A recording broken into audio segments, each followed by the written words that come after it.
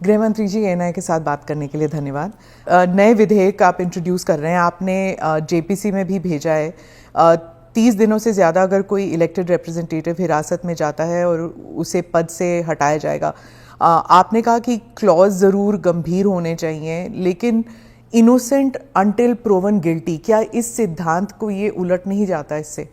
देखिए, सीधे सवाल से मुझे नहीं लगता कि आप बिल की स्पिरिट के साथ न्याय कर पाएगी। मैं आपके माध्यम से पूरे देश की जनता को बताना चाहता हूं कि 130वां संशोधन क्या है। 130वें संशोधन में ये संविधान संशोधन है। इसमें हमने एक प्रावधान किया है कि प्रधानमंत्री, मुख्यमंत्री, भारत सरकार के मंत्री या राज्य सरकार के मंत्री किसी भी गंभीर आरोप में अगर अरेस्ट होते हैं और 30 दिन तक उनको जमानत नहीं मिलती है, तो मुख्यमंत्री या प्रधानमंत्री मंत्री के केस में उनको उनके स्थान से मुक्त करेंगे। अगर वो नहीं करते हैं तो अपने आप कानूनन वो मुक्त हो जाएंगे।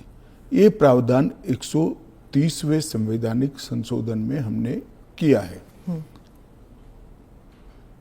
अब सबसे पहले मैं स्पष्ट कर देता हूं, संसद के अंदर चुनी हुई सरकार कोई भी विधेयक लाए या संवैधानिक संशोधन लाए, इसको सदन के सामने रखने में क्या विरोध हो सकता है। जबकि मैंने स्पष्ट कर दिया था कि इसको हम दोनों सदनों की संयुक्त समिति को सौंपेंगे। वहां आप आपके विचार व्यक्त कर सकते हैं। और दूसरा, जब इस पर मतदान हो तब आप आपका मत व्यक्त कर सकते हो, क्योंकि ये संवैधानिक संशोधन है तो 2/3 बहुमत चाहिए दोनों सदनों में, जो आपके पास नहीं है या नहीं है वो तो उस वक्त सिद्ध होगा। परंतु उस वक्त आप अपना विचार भी रख सकते हो और वोट भी कर सकते हो। किसी भी सरकार के विधेयक को या संविधान संशोधन को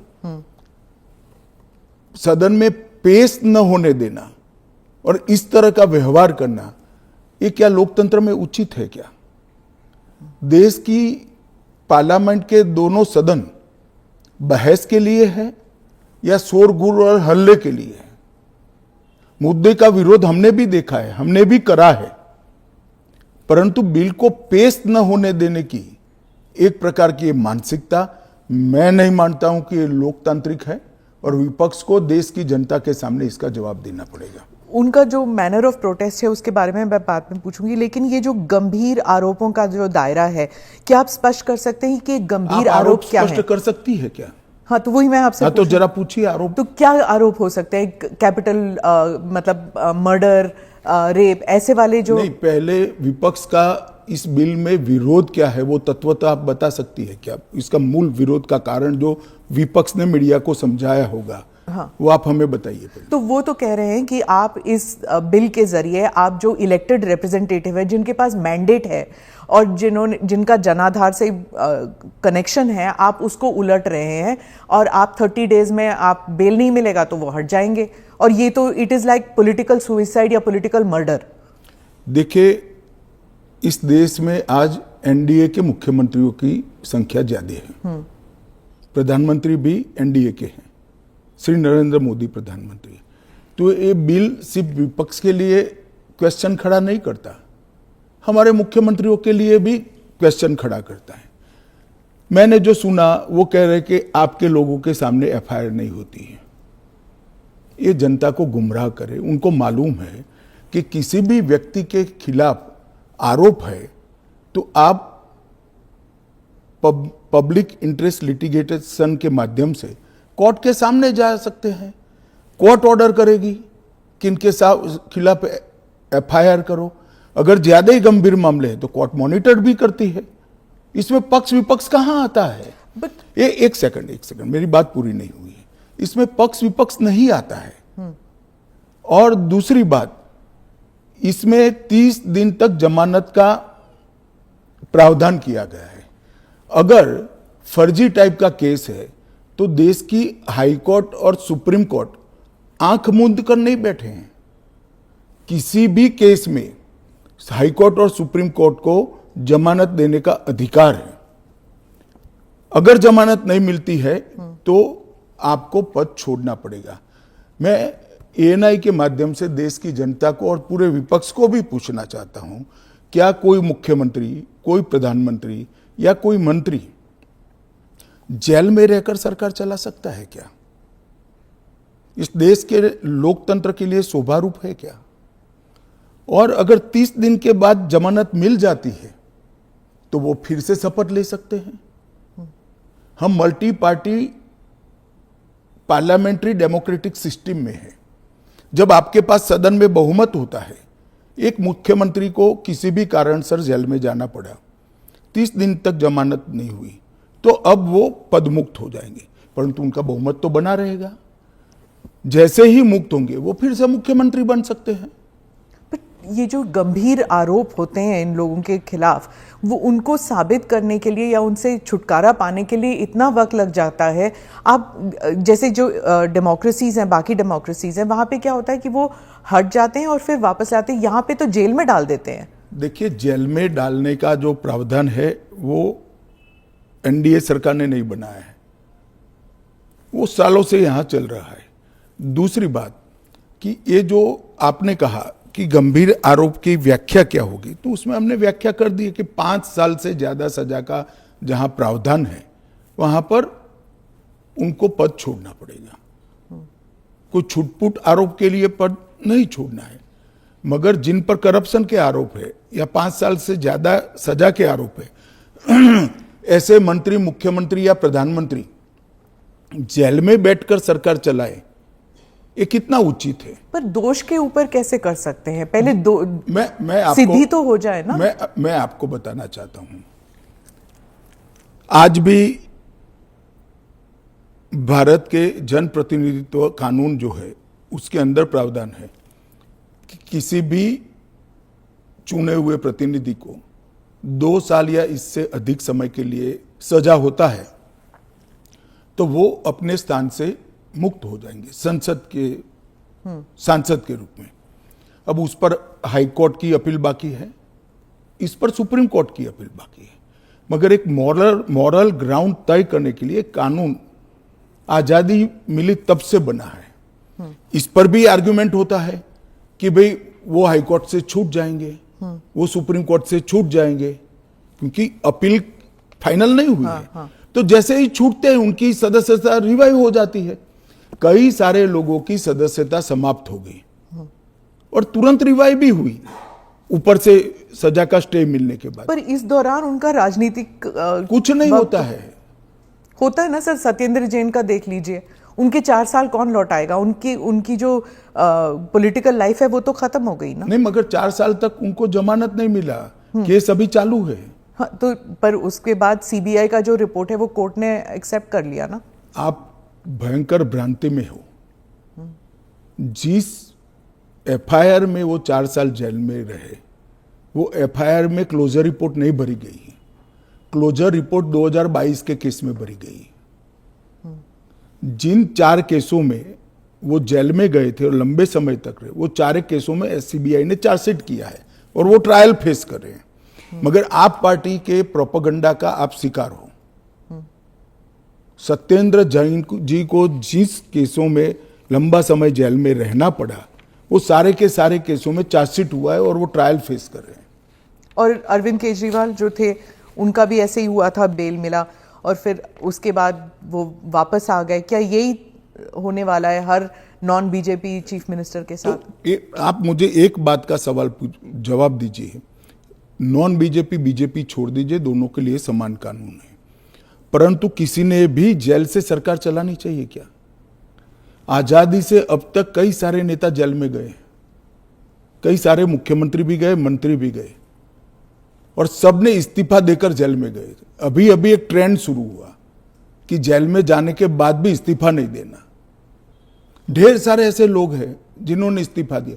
तमिलनाडु के कुछ मंत्रियों ने नहीं दिया, दिल्ली के मंत्री और मुख्यमंत्री ने नहीं दिया, और सरकार के सचिव, डीजीपी, मुख्य सचिव इनके पास आदेश लेने के लिए जेल में जाएंगे। ये क्या हमारे लोकतंत्र को दुनिया में सम्मान दिलाएगा क्या? ये मुद्दे पर चिंता, चर्चा होनी चाहिए, नहीं होनी चाहिए। और मैं आज जो कांग्रेस पार्टी इसका मुखर कर विरोध कर रही है, वो कांग्रेस पार्टी के एक स्टैंड को ही मैं कह रहा हूं। जब यूपीए की सरकार थी, श्री मनमोहन सिंह जी इनके प्रधानमंत्री थे और लालू प्रसाद यादव जी इनके मिनिस्टर थे। लालू प्रसाद जी को सजा हो गई। मनमोहन सरकार एक ऑर्डिनेंस लेकर आई कि 2 साल की सजा हो तो भी अपील का स्टेज बाकी है तो उनकी सदस्यता नहीं जाती है। यही मॉरल ग्राउंड था जो आप कोट कर रही हो। तो एक ऑर्डिनेंस लेकर आए कि हम इसको बदल दे रहे हैं। ऑर्डिनेंस से बदलने का कैबिनेट ने प्रस्ताव भी किया। यही श्री राहुल गांधी इसको कंप्लीट नॉनसेंस कहकर सार्वजनिक रूप से प्रेस कॉन्फ्रेंस में फाड़े थे ऑर्डिनेंस को। और देश की कैबिनेट ने और देश के प्रधानमंत्री ने जो फैसला लिया था, उनकी पार्टी के ही प्रधानमंत्री ने जो फैसला लिया था, उसका मॉरल ग्राउंड पर उन्होंने मखौल उड़ाया था। और मनमोहन सिंह एक सॉरी फिगर बनकर रह गए थे पूरी विश्व के सामने। आज वही राहुल गांधी बिहार में सरकार बनाने के लिए सजा हो गई, वो लालू प्रसाद जी को गले मिल रहे हैं। ये ड्यूअल स्टैंडर्ड नहीं है क्या? ये शोभा देता है क्या? 3 चीजों से ये सारे आरोप खारिज हो जाते हैं। एक तो प्रधानमंत्री जी ने स्वयं अपने आप को इसमें डाला है। एक जमाने में कांग्रेस 39वां संविधान, प्रधानमंत्री ने डाला है, पहले नहीं थे क्या प्रधानमंत्री? ना, पहले तो प्रोविजन ही नहीं था। तो जब कानून ड्राफ्ट हो रहा था तो उन्होंने खुद डाला अपना? हाँ, खुद डाला है। पहले 39वां जो संशोधन था, इसमें इंदिरा जी उपराष्ट्रपति, राष्ट्रपति के साथ साथ खुद को भी इनके खिलाफ कोई वैधता नहीं रहती है चुनावी मुकदमों का, एक संविधान संशोधन लेकर आई थी। वो खैर कांग्रेस पार्टी और श्रीमती इंदिरा गांधी की नैतिकता का सवाल है। नरेंद्र मोदी जी अपने खिलाफ खुद संविधान संशोधन लेकर आए हैं कि प्रधानमंत्री भी जेल में जाएगा तो उसको इस्तीफा दे देना पड़ेगा। पर इससे एक एक्स्ट्रा जुडिशियल पावर कह लीजिए, जो भी एक अधिकारी को नहीं मिल जाता कि प्रधानमंत्री से भी ज्यादा सीनियर हो जाता है वो? जी, आप ऐसे बात करिए जिसमें जैसे इस देश में कोई कोर्ट ही नहीं है। पर कोर्ट में डिलेज होते हैं ना सर? ये कानून आने के बाद नहीं होंगे, क्योंकि कोर्ट को तुरंत इंटरवीन करना पड़ेगा। किसी चुने हुए प्रतिनिधि को खारिज करने का प्रावधान हुआ है। मैं तो उल्टा कहता हूं, इससे यस और नो जो होना है वो जल्दी हो जाएगा। तो प्रेशर कोर्ट्स पे होगा डिक्लेयर करने के लिए? प्रेशर होगा ये कहना ठीक नहीं है। हाँ। मगर हमारी कोर्ट भी, पर उसे नहीं सुनिए ना, हमारी कोर्ट भी कानून की गंभीरता को समझती है। जब 30 दिन के बाद पद छोड़ना है तो वो उसके पहले इसका फैसला करेगी कि बेल मिलना चाहिए या नहीं मिलना चाहिए। हाईकोर्ट में जब केस गया कि श्री केजरीवाल जेल में है, तब उनको वहां से इस्तीफा देने चाहिए। पब्लिक इंटरेस्ट लिटिगेशन फाइल हुआ। हाईकोर्ट ने कहा कि हम सैद्धांतिक रूप से मानते हैं कि इनको छोड़ देना चाहिए मॉरल ग्राउंड पर, परंतु अभी के कानून में कोई प्रावधान नहीं है। चलिए, अब कानून में प्रावधान हो गया। मेरा बहुत स्पष्ट मानना है, मेरी पार्टी का मानना है, देश के प्रधानमंत्री का मानना है कि इस देश में कोई भी मुख्यमंत्री हो, मंत्री हो या प्रधानमंत्री हो, जेल में रहकर सरकार नहीं चला सकते। पहले भी कई लोगों ने मॉरल ग्राउंड पर इस्तीफा दिया है। लाल कृष्ण अडवाणी जी ने दिया था, येदुरप्पा जी ने दिया था, ईश्वरप्पा जी ने दिया था, जॉर्ज फर्नांडिस जी ने दिया था। कई सारे लोगों ने मॉरल ग्राउंड पर इस्तीफे दिए हैं। कोई जेल में जाकर सरकार नहीं चलाई। इवन हेमंत सोरेन ने दिया था रिसेंट पास्ट में। जब वो छूट कर आए तो फिर से मुख्यमंत्री बन गए। अब इसका हमने कानूनी प्रोविजन किया है, क्योंकि जब पहले कानून बने होंगे, संविधान बना होगा, तब संविधान निर्माताओं ने ऐसी निर्लज्जता का कल्पना नहीं करा होगा कि कोई भी मुख्यमंत्री जेल में जाएगा और अंदर से मुख्यमंत्री बना रहेगा। खैर, अब ऐसी घटनाएं हुई है रिसेंट पास्ट में, तो हमें हमारी नैतिक मूल्यों के स्तर को गिरने नहीं देना चाहिए। एक कानून नैतिक स्तर के मूल्यों को एक आधार देगा और इससे हमारा लोकतंत्र निश्चित रूप से मजबूत होगा। गृहमंत्री जी, विपक्ष कह रहा है कि सरकार जो है वो इस तरह के जो सिचुएशन बनाएगी या फिर कोर्ट पर दबाव डालेगी कि 30 दिन में जमानत नहीं मिलेगा। अगर 30 दिन में जमानत नहीं मिल जाता तो फिर the entire thing falls through. देखिए, ये उनका पद से चिपक रहने के लिए एक अलग प्रकार से बनाया हुआ खूबसूरत आर्ग्यूमेंट है। मैं मानता हूं हमारी कोर्ट्स संवेदनशील है और जब किसी का पद जाता है तो निश्चित रूप से कोर्ट समय मर्यादा में उनकी जमानत के फैसले करेंगे, जो भी होगा उसका। मैं विपक्ष के लिए नहीं लिखा, पक्ष विपक्ष जो भी होगा इसकी जमानत के फैसले तुरंत ही करने की पद्धति भी डेवलप होगी, ऐसा मेरा स्पष्ट मानना है। वो तो कहते हैं कि पॉलिटिक्स ऑफ वेंडेटा होगा, क्योंकि जो इन्वेस्टिगेटिंग ऑफिसर है, जो पुलिसिंग है, वो सब सेंट्रल के कमांड में आ जाता है। पूरी चीज में से आपकी सरकार नहीं, है तो फिर पूरी चीज में से कोर्ट को बाहर ही रख रही हो। तो कोर्ट जाने से पहले इन्वेस्टिगेशन भी तो होगा ना। इन्वेस्टिगेशन तो पुलिस के हाथ में मैं समझ गया, इन्वेस्टिगेशन हो गया, गलत हुआ, मान लीजिए आरोप भी मान लीजिए, अरेस्ट भी गलत हुई, तो 30 दिन में कोर्ट कहेगा अरेस्ट गलत है।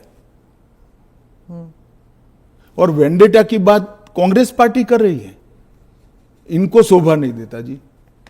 पर ये फिर वही पॉलिटिक्स की बात हो गई ना, क्योंकि आप कह रहे हैं कि इतने सारे राज्य हैं जहां पर बीजेपी के चीफ मिनिस्टर्स हैं, लेकिन वो तो टारगेट में नहीं होंगे। वो तो कह रहे हैं कि जहां पर बीजेपी की सरकार नहीं है वहां के चीफ मिनिस्टर्स को आप टारगेट बनाएंगे, खासकर ये जो इंडिया अलायंस के जो चीफ मिनिस्टर्स हैं। देखिए, मैं अभी भी कहता हूं कि भारतीय जनता पार्टी और एनडीए शासित जो राज्य हैं वहाँ कोई भी करप्शन या हमारे मंत्री या मुख्यमंत्री के खिलाफ केस है, उनका आरोप मान लीजिए, मानने के लिए ये फर्जी आरोप है, मगर एक सेकंड के लिए मान लीजिए कि कानून का काम नहीं करेगा, तो कोई भी व्यक्ति कोर्ट के सामने जा सकता है और कह सकता है कि इनके सामने एफआईआर दर्ज करने का आदेश दीजिए।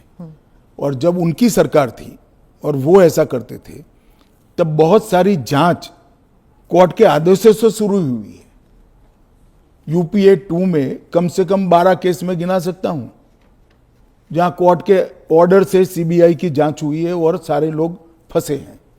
पर वो उस टाइम तो उनकी सरकार थी, अभी आपकी सरकार है। वो कह रहे हैं कि चाहे डीएमके हो या आम आदमी पार्टी हो, आप सबके नेताओं को आप जेल में डाल देंगे। ऐसे नहीं हो सकता है, ये संभव ही नहीं है, क्योंकि कोर्ट तुरंत इंटरवीन करेगी अगर इसके अंदर एफआईआर के अंदर या अरेस्ट के अंदर तत्व नहीं है तो अरविंद केजरीवाल का उदाहरण भी देते हैं कि इस प्रावधान के अनुसार अगर उन्हें जमानत 30 दिन के भीतर ना मिलती तो वो भी वहीं पे पड़े रहते, जेल में पड़े रहते, और उनको फिर वो चीफ मिनिस्टर पद से भी हटा दिया। जमानत उनको एक कानून आया ही नहीं था, फिर भी मिल गई थी। हाँ, मगर इतना जरूर होता, अगर वैसे ही अगर ये कानून होता तो उनको इस्तीफा दे देना पड़ता, वो जो मैं मानता हूं कि देना चाहिए। बाहर निकलकर जब पब्लिक विरोध करने लगी तो उन्होंने दे भी दिया, मॉरल ग्राउंड पर ही दिया।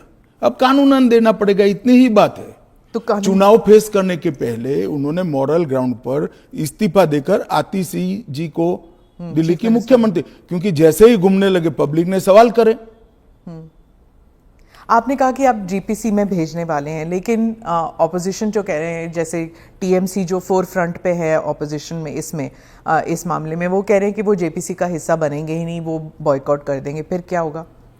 नहीं, क्या होगा तो हम क्या कर सकते हैं? तो फिर वो कानून ले आएंगे फिर? तो उनको कौन ना बोल रहा है कि आप मत बनो, क्योंकि हम कह ही रहे हैं कि आप बनिए। आप अगर पार्लियामेंट चलाने के जो नियम बने हैं वो नियम को भी स्वीकार नहीं करोगे और आप कहोगे कि हमारी इच्छा है वही फाइनल हो, भले हम विपक्ष में हैं, ऐसे नहीं हो सकता। सरकार उनको मौका दे सकती है अगर वो मौके का स्वीकार नहीं करते हैं तो हम क्या कर सकते हैं? हम तो रिसीविंग एंड पर हैं। क्योंकि वो रिसीविंग एंड पे हैं आप। निश्चित रूप से अगर जेपीसी बनाने का निर्णय होने के बाद भी वो जेपीसी का बहिष्कार करते हैं तो सरकार के पास विकल्प क्योंकि क्या वो कह रहे हैं कि आप सिर्फ उनका स्टैंप चाहते हैं, ये तो संविधान की हत्या है ये बिल। ऐसा नहीं है। जेपीसी में अनेक साक्ष्य बुलाए जाते हैं, सार्वजनिक जीवन के भी बुलाए जाएंगे। आप एप्लीकेशन करोगी तो आपको भी बुलाएंगे, आपका रिकॉर्ड होता है और वो सारे दलीलों का, साक्ष्यों के दलील का काट कर कर रिपोर्ट तैयार होता है और वो रिपोर्ट के आधार पर बिल को बदला जाता है। तो पूरी पार्लियामेंट की संवैधानिक प्रक्रिया को ही सिरे से खारिज कर दें। फिर तो आप ऐसे भी कह सकते हो कोई भी कानून हम पास नहीं होने देंगे, हम विरोध करेंगे। कि महत्वपूर्ण बिल है, सभी पार्टियों के सदस्यों की राय पार्टी से कंसल्ट कर कर एक कंसीडर्ड राय जेपीसी के सामने आनी चाहिए। और अगर जेपीसी नहीं आता, अगर वो बहिष्कार करते हैं तब क्या होगा? तो कुछ नहीं होगा, जेपीसी अपना काम करेगी। तो कैसे काम करेगी? अगर बहिष्कार कर रहे हैं तो फिर तो पूरे ऑपोजिशन के बगैर तो मौजूदा लोग काम करेंगे। कल को आप अगर ऑपोजिशन अभी से लेकर 4 साल तक कोई काम में सहयोग नहीं होता है, देता है, तो देश नहीं चलेगा क्या? स्मिता जी, ऐसे नहीं चलता है। हम इतना ही कर सकते हैं कि उनको बोलने का मौका दे, उनको बात रखने का मौका दे। अगर वो अपनी बात रखना ही नहीं चाहते हैं, अगर बोलना ही नहीं चाहते हैं, तो देश की जनता भी तो देख रही है ना चीजों को। विपक्ष का यही कहना है कि आप हमेशा कह रहे हैं, इस बिल को लेकर कह रहे हैं कि जुडिशरी डिसाइड करेगा, जुडिशरी। लेकिन जुडिशरी में सारे केसेस इतनी लंबे तौर पर विलंबित होती हैं, नहीं चलते हैं। और एक सेकंड, जुडिशरी में बिल के केस कभी भी, मेरे अलावे किसी भी बिल का केस सुप्रीम कोर्ट में 5 दिन से ज्यादा नहीं चला है। पर ये इरिवर्सिबल हो गया ना, ये जो केसेस हो जाते हैं, अगर उनको पद छोड़ना पड़े तो ये इरिवर्सिबल हो ना, जमानत मिलने के बाद वो फिर से ले सकते हैं। हमारा इतना ही है कि जमानत नहीं होती तब तक आप जेल से सरकार नहीं चला सकते। तो चलो, जमानत मिलने में 30 की जगह 40 दिन हुआ, तो 40 दिन के बाद आप शपथ ले सकते हो। इसमें कोई जुडिशियल प्रोविजंस हैं क्या इस बिल में कि थोड़ा बहुत एटलीस्ट सुरक्षित महसूस करे? एक यही सबसे बड़ा सुरक्षित महसूस करने का कारण है कि 30 दिन के बाद अगर आप इस्तीफा देते हो, उसके बाद में आपको जमानत मिलती है, जब चार्जशीट हो जाए वगैरह वगैरह, और जमानत अगर मिलती है तो आप शपथ ले सकते हो।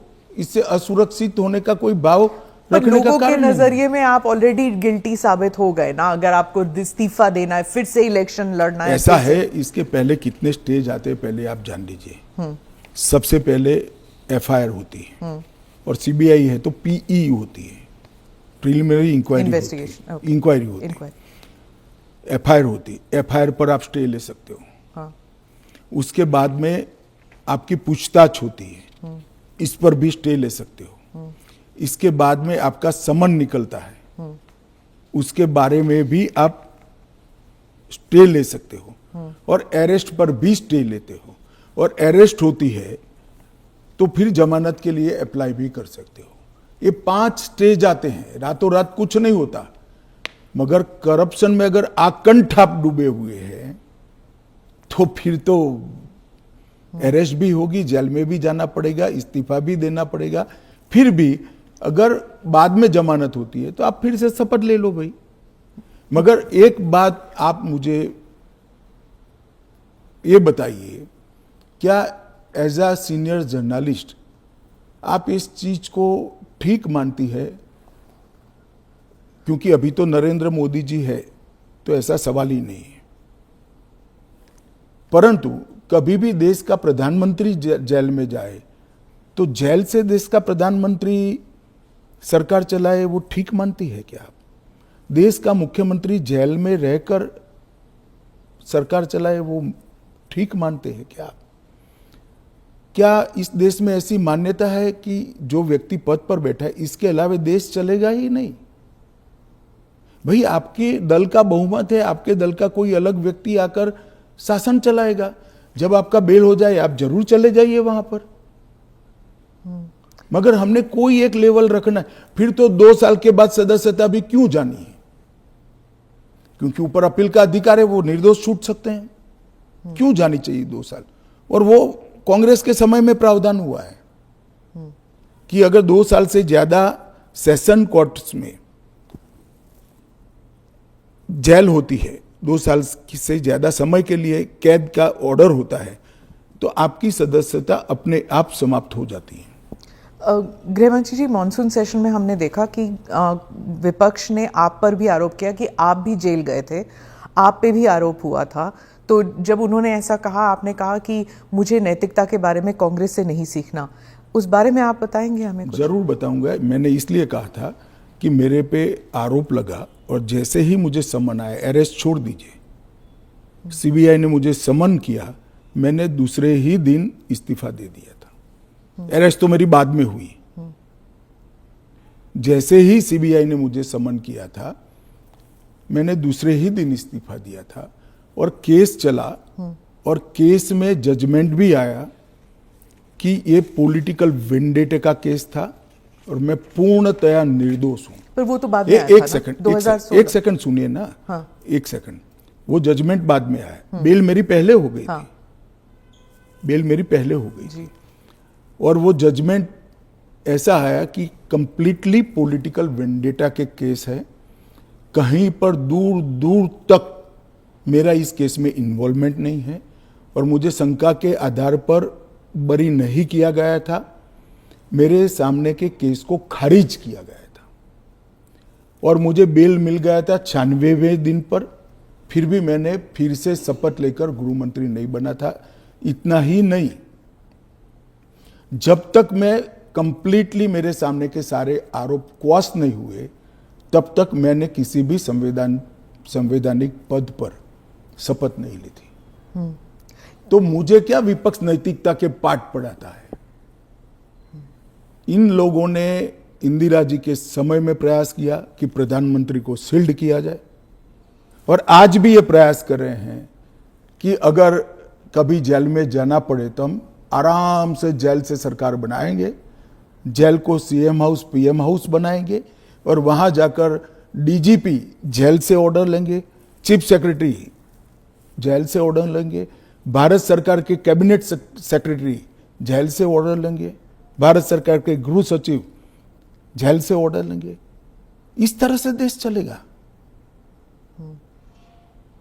और ये कल्पना ही मैं तो, मेरी पार्टी और मैं दोनों सिरे से खारिज करते हैं कि जो व्यक्ति बैठा है इसके बगैर इस देश का शासन नहीं चल सकता और इससे किसी का भी बहुमत पार्लियामेंट में या विधानसभा में प्रभावित नहीं होगा। एक सदस्य जाएगा, आपकी ही पार्टी के दूसरे साथी सरकार चलाएंगे और आप जब जमानत प्राप्त कर लोगे तो आप आकर फिर से शपथ कर सकते हो।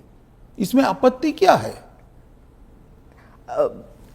अमित शाह जी, आप बार बार जुडिशरी का हवाला देते हैं, लेकिन उस वक्त भी जस्टिस आफ्ताब आलम आपके घर आए थे आपसे सिग्नेचर लेने के लिए कि आप गुजरात से बाहर चले जाएंगे। ना, ऐसा नहीं हुआ है। आफ्ताब आलम साहब कभी मेरे घर पे आए नहीं है, ऐसी जरूरत भी नहीं पड़ी है। इन्होंने यहाँ रविवार के दिन स्पेशल कोर्ट बिठाकर मेरी बेल एप्लीकेशन को सुना और रिजेक्ट किया? ना, रिजेक्ट नहीं किया। इन्होंने कहा कि मुझे लगता है कि अमित शाह गृह मंत्री रहे, वो साक्ष्य को प्रभावित कर। तो मेरी जो वकील थी, इन्होंने कहा कि आपको अगर ये भय है तो जब तक बेल एप्लीकेशन डिसाइड नहीं होता हमारे क्लाइंट गुजरात के बाहर रहेंगे। वो मैंने स्टेटमेंट किया है। 2 साल आप बाहर रहे? हाँ, 2 साल में बाहर रहा, निश्चित रूप से बाहर रहा, क्योंकि 2 साल भारत के इतिहास में कभी भी किसी की बेल एप्लीकेशन 2 साल नहीं चली है। आलम साहब की कृपा से मेरी बेल एप्लीकेशन 2 साल चली, ज्यादा से ज्यादा बेल एप्लीकेशन 11 दिन तक चली है। आपने उस वक्त पहले भी जिक्र किया था अडवाणी जी के ऊपर कि उन्होंने भी इस्तीफा दिया था। जी, कहा था अडवाणी जी ने इस्तीफा दिया था, ढेर सारे हमारे कार्यकर्ता, मदन लाल खुराना वगैरह सारे, सभी ने दिया था। कि जब तक, अरे अभी हेमंत सोरेन जी ने दिया था। ये तो एक नया संस्कृति आया अभी। विगत 2 साल पहले ऐसा केस ही नहीं था कोई। सभी लोगों पर आरोप लगते थे, सब लोग इस्तीफा दे देते थे, बरी होकर राजनीति शुरू करते थे। तमिलनाडु के कुछ मंत्रियों ने इस्तीफा नहीं दिया, दिल्ली के मंत्री और मुख्यमंत्री ने इस्तीफा नहीं, और अगर इस तरह से इस समाज जीवन का, नैतिकता का स्तर आप राजनीतिक और समाज जीवन का नीचे ले जा रहे हैं, इससे हम सहमत नहीं हैं। और अगर मैं अब पूछता हूं, आप मुझे पूछ रही हैं, तो लालू जी के वो ऑर्डिनेंस फाड़ने का, लालू जी के बचाने के लिए जो ऑर्डिनेंस मनमोहन सिंह लाए थे, वो ऑर्डिनेंस को फाड़ने का राहुल गांधी का औचित्य क्या था? अगर उस दिन वो मोरालिटी थी तो आज नहीं है क्या? क्योंकि आप लगातार 3 चुनाव हार चुके हो। मोरालिटी के स्टैंडर्ड्स चुनाव के जय पराजय के साथ जुड़े नहीं है। मोरालिटी के स्टैंडर्ड्स सूर्य और चंद्र की तरह हमेशा अपनी जगह पे स्थिर रहने चाहिए। तो क्या आप कह रहे हैं कि राहुल गांधी कॉम्प्रोमाइज हो गए हैं आरजेडी के लिए? नहीं, मुझे कहने की कहां जरूरत है। उनके 2 चीजों को वो कैसे जस्टिफाई करेंगे? मैंने तो आज पूछ लिया, आप इनका इंटरव्यू कर पूछ लो उनको। तो आपकी जो एनडीए के जो पार्टीज हैं, क्या वो सब सहमत है इस जी सर, बिल को लेकर? सब चंद्रबाबू नायडू, नीतीश कुमार, सब सहमत है। सब आप पर इस मॉनसून सेशन में वो इतने आगे तो नहीं आए आपको डिफेंड करने के लिए, आप अकेले नजर आए। नहीं, आगे आने का मौका ही नहीं आया, बहस ही नहीं होने दी। जब जेपीसी होगी, जब बहस होगी और फिर पार्लियामेंट में बहस होगी, तो सभी दल अपना अपना पक्ष रखेंगे। फिर आप पर पर्सनल अटैक हुआ, माइक हाथ में पकड़ा। देखिए, पार्लियामेंट किस तरह से चलनी चाहिए वो अकेला सत्ता पक्ष तय नहीं कर सकता। किसी भी बिल के लिए या संवैधानिक संशोधन के लिए स्वस्थ बहस का वातावरण अगर विपक्ष नहीं बनाता है, तो देश की जनता देख रही है कि ये पद्धति ठीक है क्या। इस बिल पर जब तय था कि बिल अभी पारित नहीं होना है, जेपीसी में जाना है, मैंने बीच में ही खड़े होकर इसकी घोषणा कर दी थी, तो विपक्ष इस बिल पर अपना विचार रख सकता था या नहीं रख सकता, मुझे जवाब देना पड़ता। फिर तो बिल जाता जेपीसी में, उस दिन पास नहीं होना था। मैंने पहले ही घोषणा कर दी थी कि इस बिल को सरकार ने तय किया है कि ये जेपीसी में जाएगा, दोनों सदन का जेपीसी बनेगा, 21 सदस्य लोकसभा के होंगे, 10 सदस्य राज्यसभा के होंगे, 31 सदस्य प्रोरेटा सभी दलों से आएंगे। क्या ये बिल पास हो जाएगा? मुझे तो विश्वास है हो जाएगा। कांग्रेस पार्टी में ही और विपक्ष में ही कई लोग ऐसे निकलेंगे जो मोरालिटी का सपोर्ट करेंगे, मोरल ग्राउंड को बनाए रखने के लिए सपोर्ट करेंगे। और कब तक, कोई सीमा है, टाइम फ्रेम है? ये जेपीसी के अध्यक्ष जो बनेंगे उस पर निर्भर होगा। वो जब चर्चा समाप्त करेंगे तुरंत हम तो अगले सप्ताह में ले आएंगे। ऑपोजिशन कहती है कि जो पार्लियामेंट के अंदर सीआईएसएफ को लगाया गया है, इसकी वजह से लेजिटिमेट प्रोटेस्ट नहीं हो पा रहे और वो फोर्सिबली लोगों को बाहर किया जाता है जब प्रोटेस्ट करते हैं, तो वेल ऑफ द हाउस से। पहली एक बात की स्पष्टता आप समझ लीजिए, पार्लियामेंट के अंदर कोई भी फोर्स पार्लियामेंट की और गृह के अंदर सदन की सुरक्षा में वो स्पीकर के अधीन होती है। इसमें फोर्स का महत्व नहीं होता है। पहले भी दिल्ली पुलिस के जवान थे, अब सीआईएसएफ मार्शल्स थे ना पहले। तो वही मार्शल्स होते हैं, आज भी मार्शल्स ही है। वो जैसे ही संसद की सुरक्षा विंग में आते हैं, वो सीआईएसएफ या दिल्ली पुलिस के जवान नहीं रहते, वो मार्शल माने जाते हैं और वो स्पीकर के तहत होते हैं। मार्शल सदन के अंदर तभी प्रवेश करते हैं जब स्पीकर उनको ऑर्डर करे। एक बात, ये जो बदलाव हुआ है वो एक बड़ी दुर्घटना हुई थी।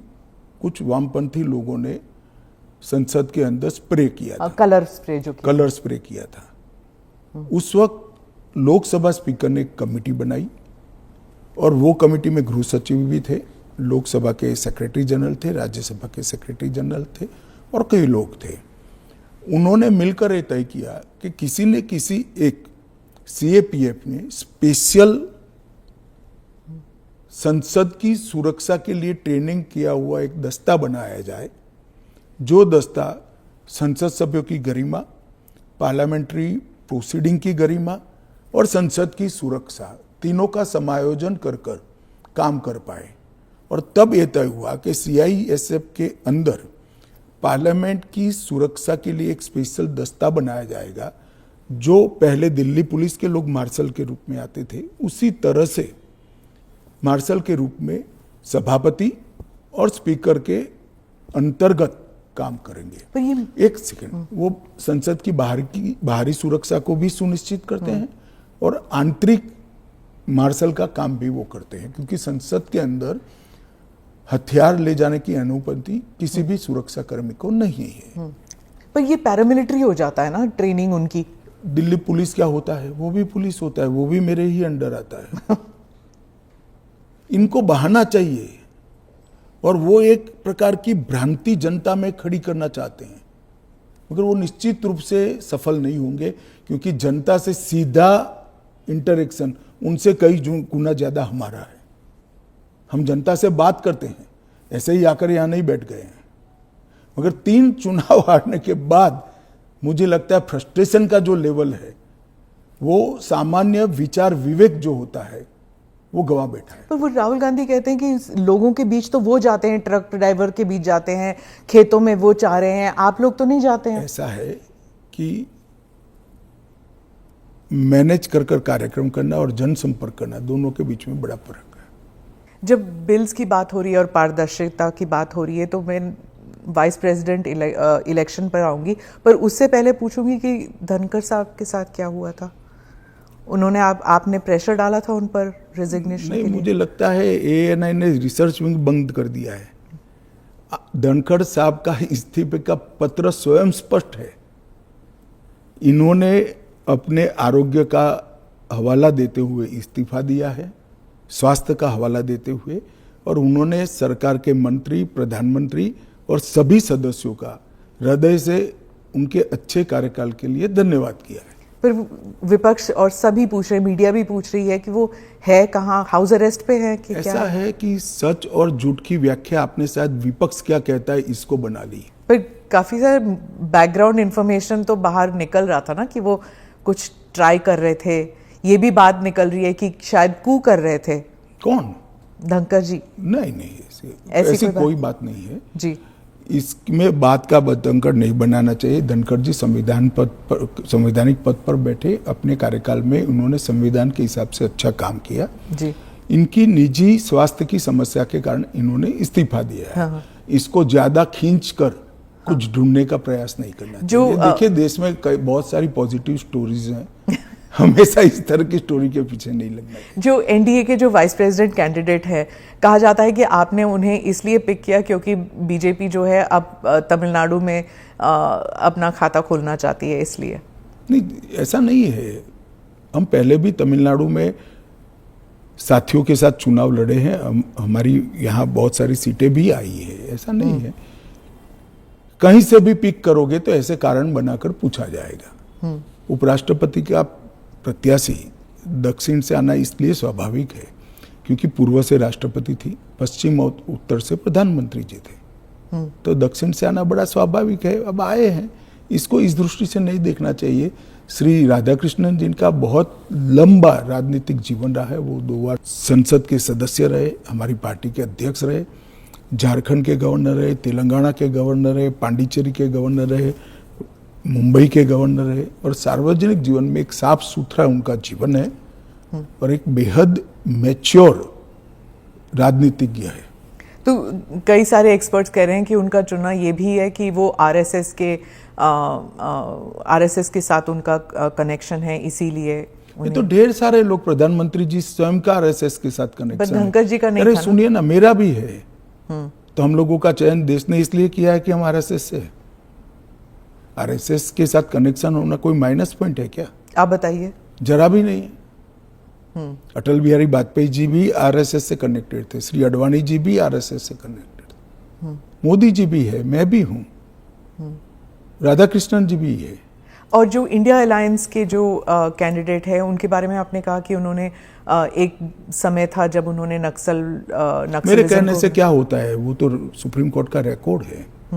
सलवा जुडम को इन्होंने खारिज कर दिया। आदिवासियों का आत्मरक्षा का जो अधिकार था उसको उन्होंने समाप्त कर दिया। इसके कारण इस देश में नक्सलवाद 2 दशक ज्यादा चला है। उस वक्त नक्सलवाद अंतिम सांसें गिन रहा था, क्योंकि जो आदिवासी थे, जो बच्चों को पढ़ाना चाहते थे, जिनके यहाँ रोड नहीं पहुंचता था, इससे परेशान थे, जिनके यहाँ स्वास्थ्य सेवाएं नहीं थी, वो परेशान थे। उन्होंने खुद की रक्षा के लिए सलवा जुडम बनाया था। इसको सुप्रीम कोर्ट ने खारिज कर दिया। ये तो सुप्रीम कोर्ट का रिकॉर्ड है, इनका जजमेंट है। और इसके बाद जो स्कूल तबाह हो गए थे नक्सलियों के कारण, वो स्कूलों में सीआरपीएफ और सुरक्षा बल बैठे थे, रातों रात एक ऑर्डर करके सबको बाहर कर दिया। कई जगह हमले हुए सुरक्षा बलों पर। ये दोनों जजमेंट, इसका जवाब श्री सुदर्शन रेड्डी से ज्यादा राहुल गांधी ने देना चाहिए कि उन्होंने क्यों पिक किया। जी, मैं तो मानता हूं यही क्राइटेरिया रहा होगा। नक्सल को सपोर्ट करने के लिए नहीं, वामपंथी विचारधारा, और इसलिए ये जजमेंट से निश्चित रूप से नक्सल प्रोटेक्ट हुए हैं। तो क्या वाइस प्रेसिडेंट इलेक्शन भी अब it will be polarising factor? पहले भी नहीं होता। पोलराइजेशन क्या है? जब आप इतना बड़ा आरोप लगा रहे हैं कि और पोलराइजेशन अगर होगा भी तो किस मुद्दे पर होगा? देश की सुरक्षा के मुद्दे पर होगा। मैं मानता हूं देश की सुरक्षा पर सांसदों ने विचार करना चाहिए या नहीं करना चाहिए। ANI के साथ बात करने के लिए धन्यवाद। आपका धन्यवाद। धन्यवाद।